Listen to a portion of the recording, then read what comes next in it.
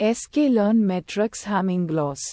Description: the Hamming loss is a metric used to evaluate the performance of multi-label classification models.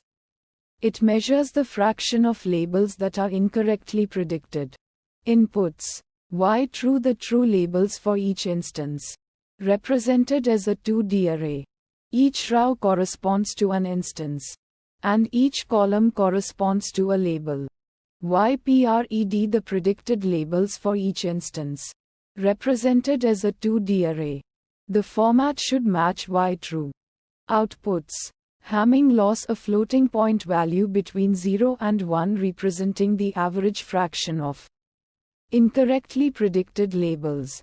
Steps: for each instance, calculate the Hamming distance between the true labels and the predicted labels. The Hamming distance is the number of positions where the true and predicted labels differ. Average the Hamming distances across all instances.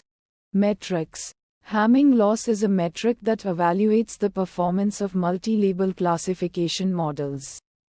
Visualization plots: the Hamming loss can be visualized as a bar chart showing the Hamming loss for different multi-label classification models. Fine-tune parameters: none. Uncertainty methods: none. Challenges and fixes. Challenge 1: the Hamming loss can be sensitive to imbalanced datasets, where some labels are much more frequent than others.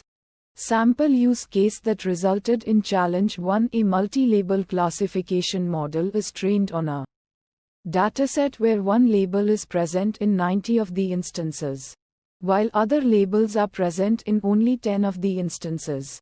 The model may predict the frequent label correctly but fail to predict the rarer labels, resulting in a high Hamming loss.